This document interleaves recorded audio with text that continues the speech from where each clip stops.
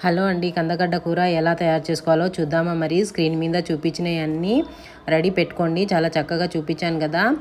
ఇప్పుడు కందగడ్డలు పొట్టు తీసి ఇలా ముక్కలుగా కోసుకొని ముక్కలు మునిగే వరకు ఉడికించుకొని పక్కన పెట్టుకొని స్టవ్ మీద మరో బాండి సరిపడా ఆయిల్ వేసుకొని జీలకర్ర ఆవాలు వేసుకొని తరిగిన ఉల్లిపాయ, పచ్చిమిర్చి, అల్లం వెల్లుల్లి, పసుపు, కారము అన్నీ వేసేసి బాగా వేగిన తర్వాత అందులో టమాటా ముక్కలు కూడా వేసేసి కలిపేసుకొని మూత పెట్టేసుకొని టమాటా ముక్కలు ఉడికించుకోండి. టమాటా ముక్కలు ఉడికిన తర్వాత ఇందులో చిటికెడు కారము, చిటికెడు ధనియాల పొడి, చిటికెడంతా గరం మసాలాలు కూడా వేసేసి మూత పెట్టేసుకొని అది బాగా వేగిన తర్వాత ఇందులో ముందుగా ఉడికించుకున్న కందగడ్డను కూడా వేసేసి ఇంకో నిమిషం పాటు ఉడికించుకోండి. ఇలా ఉడికిన దాంట్లో చింతపండు గుజ్జు కూడా వేసేసి ఉడికించుకోండి. ఇది 2 నుంచి 3 నిమిషాలు ఉడికించుకోండి.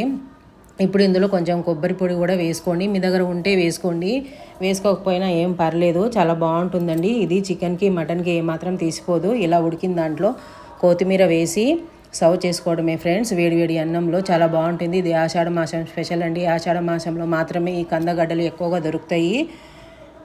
ఇది చాలా ఆషాఢ మాసానికి స్పెషల్ అండి. చాలా చక్కటి రెసిపీ అండి, చాలా హెల్దీ అయిన రెసిపీ. ఒకసారి ట్రై చేసి కామెంట్ రూపంలో తెలపండి ఫ్రెండ్స్. మరో చక్కటి రెసిపీతో ఉంటాను. బాయ్.